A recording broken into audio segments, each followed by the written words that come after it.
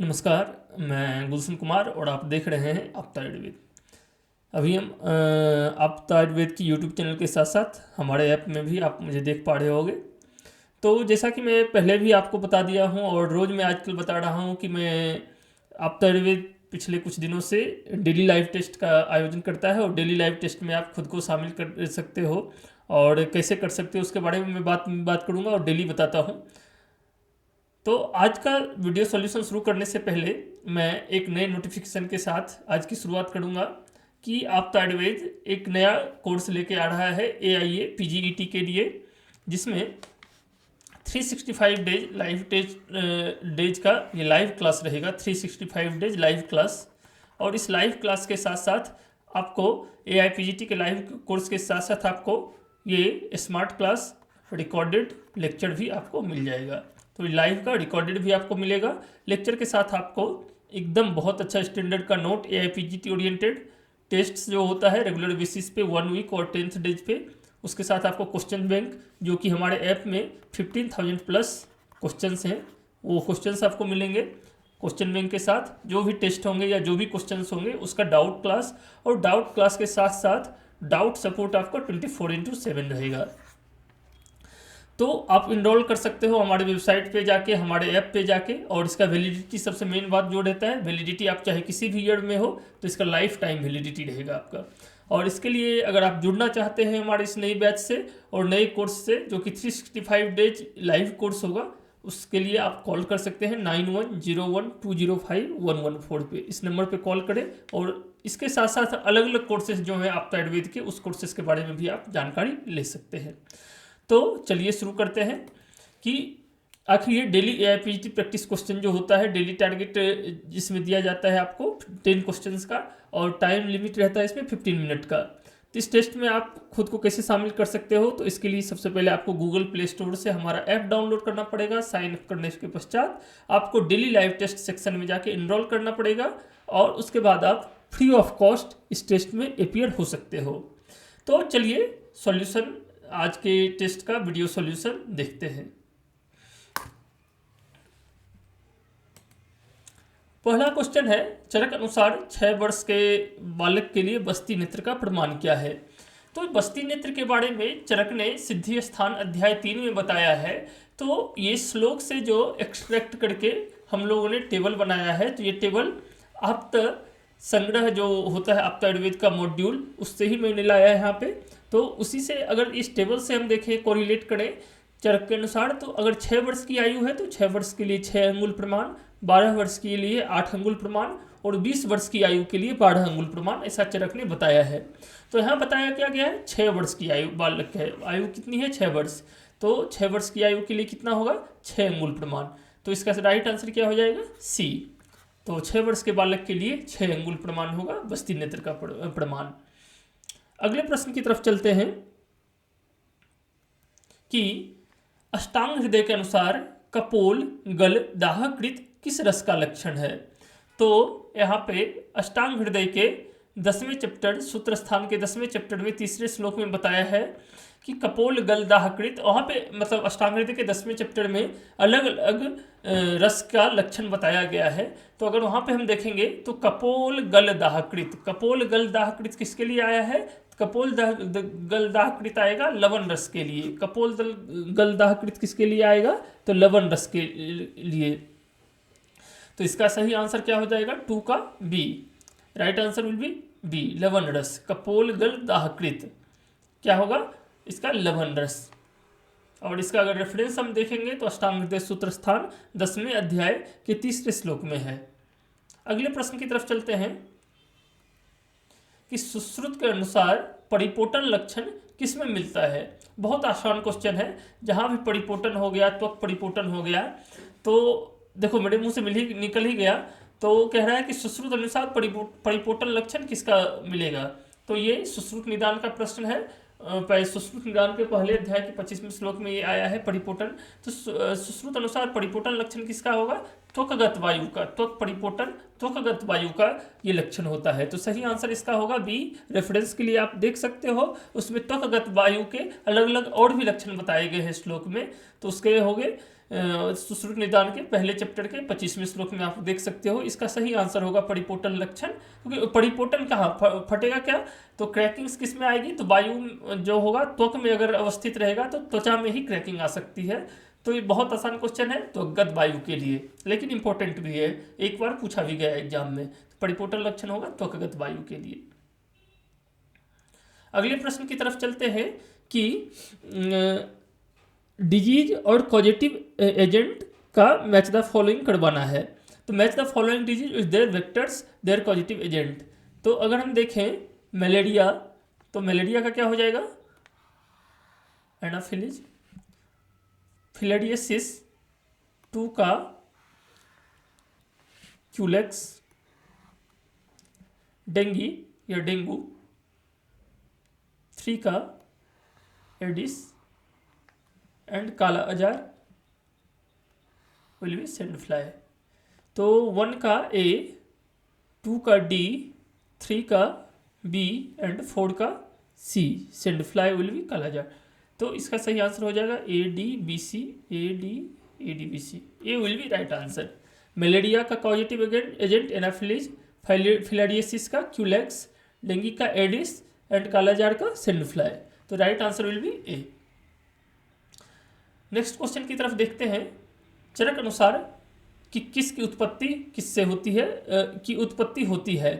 तो देखो चरक ने ही कि किसके बारे में बताया है, शारीर स्थान में 8वें चैप्टर के 31वें अध्याय 31वें श्लोक में। तो चरक ने इस शारीर स्थान में क्या बताया है कि किस मंथ में होती है, तो उसमें सही आंसर इसका होगा 7वें मास में। वहाँ पे चरक ने आत्रेय का एक ये लिया है, और वहाँ पे लिखा है चरक ने कि आत्रेय बताते हैं कि 7वें मंथ में कि अंग जो होता है, अंग के मतलब गर्भ के अंग के वृद्धि के कारण क्या होगा, प्रेशर बढ़ेगा तो अंग उत्पीड़न होता है। अंग उत्पीड़न से क्या होता है, वात पित्त कफ, ये जो त्रिदोष है ये उर रीजन में चले जाते हैं। उर रीजन में जाने के पश्चात वहाँ पे विदाह उत्पन्न करते हैं, और विदाह के कारण ही कंडू की उत्पत्ति होती है, और कंडू होने से ही क्या होता है, किक्किस।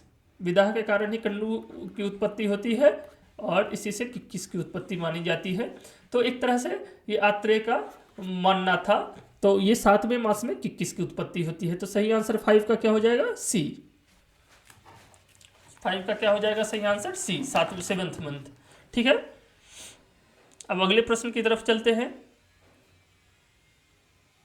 कि नीचे दिए गए ये डायग्राम को जानना है कि ये किस चीज़ का डायग्राम है। तो यहाँ देख के हम लोग बता सकते हैं कि आम्लकी और मंजिष्ठा नहीं है, आम्लकी और मंजिष्ठा नहीं है, इसमें कोई कन्फ्यूजन नहीं होगा। अब थोड़ा कन्फ्यूजन यहाँ पे हो सकता है धनव्यास और बाकुची के बीच में। ठीक है, तो यहाँ पे मैं बता दूँ, धनव्यास का जो होता है, धनव्यास का जितने भी पत्र रहेंगे धनव्यास में, तो उसके हर पत्ते के नीचे 1-2 कंटक कांटे मिलेंगे आपको। तो इससे आप धनव्यास को पहचान सकते हो। तो हर पत्ते के नीचे आपको थॉर्न्स मिलेंगे, 1-2 कांटे मिलेंगे। ठीक है, तो अगर हम यहाँ पत्ते पे गौर करें तो यहाँ पे कोई कांटा नहीं है। ठीक है, तो ये धनव्यास भी नहीं है। तो लास्ट ऑप्शन क्या बचा, जो कि ये हो सकता है बाकुची। और बाकुची को पहचानने का एक और तरीका होता है कि बाकुची का जो फूल होता है, देखो यहाँ पे फ्लावर ही दिया हो गया है, तो बाकुची का फ्लावर क्या होता है, ब्लूइश कलर का होता है, बाकुची का फ्लावर ब्लू कलर का होता है। तो धनव्यास और बाकुची में ऐसे डिफ्रेंशिएट कर सकते हैं कि धनव्यास में हमेशा देखोगे कि पत्ते के नीचे क्या होता है, 2-3 कांटे हमेशा रहेंगे उसके चारों तरफ, मतलब उसके नीचे। ठीक है, तब बाकुची का नाम करें तो सोरेलिया कॉर्डिलिफोलिया। ठीक है, कॉर्डिलिफोलिया, सोरेलिया कॉर्डिलिफोलिया ल्यूमिनेसी फैमिली है, सोरेलिया कॉर्डिलिफोलिया। ठीक है, सोरेलिया कॉर्डिलिफोलिया नाम है इसका, बॉटनिकल नेम, लिगुमिनेसी फैमिली है। अगर संस्कृत में और सिनोनिम्स देखें तो अवलगुज, पूती फल कहते हैं।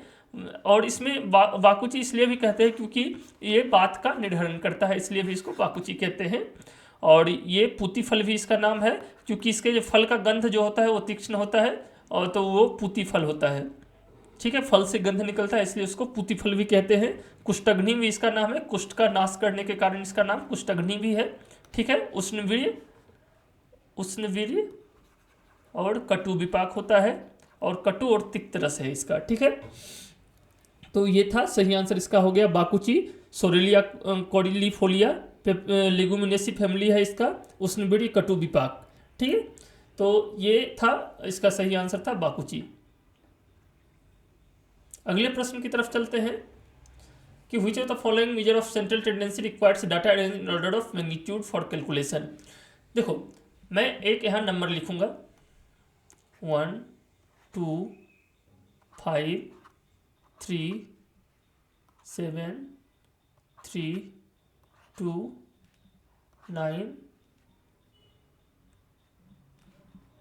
2, ठीक है। अब देखो सेंट्रल टेंडेंसी किससे निकालते थे, मीन मीडियन मोड, ठीक है। तो मीन मीडियन मोड, मीन निकालने का सीधा तरीका था कि आप एवरेज कर दो इसको, जितने भी सेंट्रल टेंडेंसी के डाटा है तो टोटल डाटा का वहाँ पे डाटा पुट करो, उसका +2 +7 +5 +3 2 ++, तो और कितना मतलब डाटा दिया हो, नंबर ऑफ डाटा नीचे लिख देंगे बाय एंड, ठीक है। ये मीन निकालने का मतलब ये था। अब मोड क्या होता है, मोड होता है कि अगर इसमें सबसे मैक्सिमम नंबर ऑफ डाटा कौन सा आया है, तो वो हो जाता है इस टोटल डाटा का मैग्नीट्यूड, उस टोटल स्टेटिस्टिक्स का मोड, ठीक है। तो इसमें सबसे मैक्सिमम क्या आया है 2 2 2 2 4 टाइम्स आया है, तो इसका मोड क्या हो जाएगा 2। लेकिन मीडियन निकालने के लिए हमको अरेंज करना पड़ता है असेंडिंग ऑर्डर में, ठीक है, 1 2 2 2 7 ऐसे करके, ठीक है, 1 2 2 2 4 टाइम्स 2 2 टाइम्स 3 5 ऐसे करके, तो किस में अरेंज करना पड़ रहा है, मीडियन निकालने के लिए। तो यहाँ पे क्या क्वेश्चन कह रहा है, which of the following measures of central tendency requires data arrange in order of magnitude for calculation. तो किस में हमको अरेंज करना पड़ रहा है मैग्नीट्यूड के अकॉर्डिंग, तो मीडियन निकालने के लिए। तो मीडियन को कैलकुलेट करने के लिए हमको क्या करना पड़ता है, डाटा को अरेंज करना पड़ता है। लेकिन मीन और मोड निकालने में हमको डाटा को अरेंज करने का मैंडेटरी नहीं है कि हमको अरेंज करना ही पड़े, ठीक है। तो सही आंसर इसका हो जाएगा मीडियन, सही आंसर विल बी 7 का सी, ठीक है। तो किस में निकालने के लिए हमको अरेंज करना पड़ रहा है मैग्नीट्यूड को, मीडियन निकालने के लिए। सही आंसर किसका इसका हो जाएगा सी। नेक्स्ट क्वेश्चन की तरफ चलते हैं। अतिसार में मल के पानी जैसा स्राव अधिक होता है, अतिसार में आई थिंक कि इसका एसर्शन रीजन में दोनों सेम लाइन यहाँ पे लिख दिया है, तो कोई इसमें हो सकता है टाइपिंग मिस्टेक हो सकता है, तो इसको मैं बाद में देख लूँगा एक बार। तो इसको क्वेश्चन को अभी छोड़ते हैं यहीं पे, अगले प्रश्न की तरफ चलते हैं कि कौन से सर्पदंश में दाह कर्म का निषेध बतलाया गया है। कौन से सर्प कर्म में, तो ये होगा इसका मंडली में, ठीक है। बहुत जगह बताया गया है, सुश्रुत कल्प 5वें अध्याय में सर्पदंश की चिकित्सा में बताया गया है। तो बाकी मंडली ऐसा लिखा है वहाँ पे कि मंडली सर्प को छोड़ के बाकी सर्पों की चिकित्सा में, सर्पदंश चिकित्सा में हम दाहकर्म कर सकते हैं। लेकिन मंडली सर्प का जो विष होता है वो क्या होता है, पित्त बहुल विष होता है। क्या होता है, पित्त बहुल विष होता है, ठीक है। तो मंडली सर्प का विष कैसा होता है, पित्त बहुल विष होता है। इसके कारण अगर हम मंडली सर्प के दंश के पश्चात अगर हम सर्पदंश के पश्चात अगर हम दाह कर्म किए तो क्या होता है, पित्त बहुल विष तो पहले से है, इसके कारण क्या, दहन करने के पश्चात विष और शीघ्र फैलेगा, ठीक है।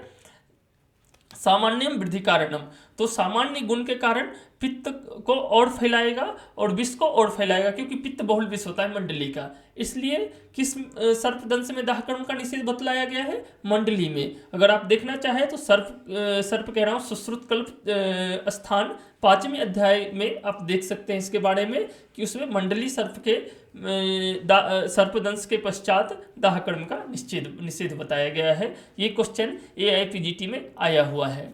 तो आप ये अगतंत्र में भी आप क्वेश्चन देख सकते हो, अगतंत्र का प्रश्न है, वैसे देखें तो संहिता वाइज सुश्रुत संहिता का प्रश्न है। तो आपको AIPGT के लिए हो या BMS के लिए हो, तो आपको अपने हिसाब से, मतलब अगर ईयर वाइज जब पढ़ रहे हैं तो आपको इसमें सब्जेक्ट वाइज AIPGT को ध्यान में रख के देखना पड़ेगा। तो और अगर आप ऐसे संहिता वाइज देख रहे हैं तो ये सुश्रुतकल्प का प्रश्न है। तो मंडली सर्पदंश में दाह कर्म का निषेध बतलाया गया है। अगले प्रश्न की तरफ चलते हैं कि भू धातु लोट लकार मध्यम पुरुष एक वचन रूप है। ठीक है, भू धातु का लोट लकार आदेशवाचक संज्ञा। तो भू धातु लोट लकार में देखते हैं मध्यम पुरुष एक वचन में क्या होता है, भवतु भवताम भवंतु, भव भवतम भवत, भवानी भवा भवाम। तो क्या है, भव। तो पहला ही ऑप्शन है भव, तो 10 का ए विल बी राइट आंसर। तो ये था आज के डेली लाइव टेस्ट का वीडियो सॉल्यूशन। आपको ये वीडियो सॉल्यूशन कैसा लगा, साथ ही साथ आपता आयुर्वेद के अलग अलग कोर्सेज के बारे में जानकारी आपको कैसी लगी, इसके लिए हमारे कमेंट बॉक्स में ज़रूर लिखें और आपता आयुर्वेद के साथ जुड़े रहें। बहुत बहुत धन्यवाद।